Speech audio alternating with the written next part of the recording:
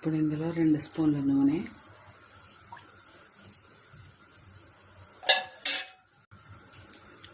2 పత్త పోపు దినుసులు,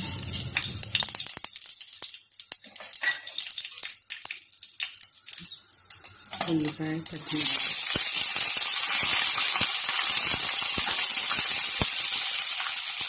కొంచెం వేగాలి, పుదీనా,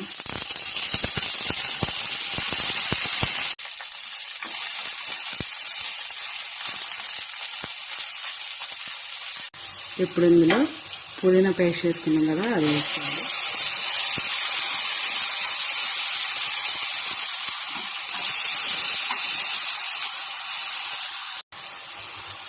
ఉప్పు,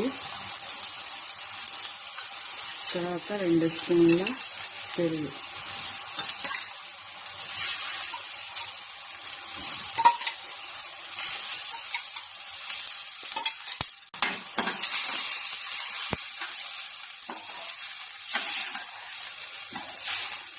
కలిసేలా కలుపుకోవాలి.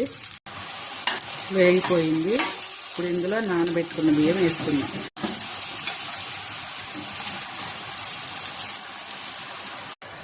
ఒక గ్లాసు బియ్యం ఉంది, ఒక గ్లాసు బియ్యం నానబెట్టుకున్నా 1 గంట పాటు.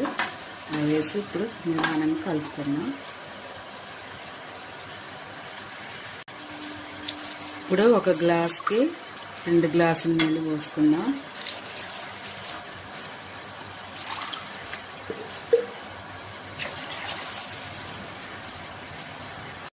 ఇందాక కొంచెమే వేసాను కదా ఉప్పు, ఇప్పుడు ఇంకొంచెం వేసుకుందాం.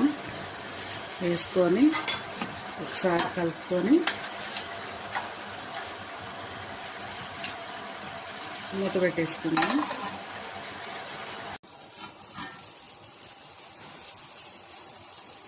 కొంచెం కొత్తిమీర వేసుకుందాం, పుదీనా వేసుకుందాం.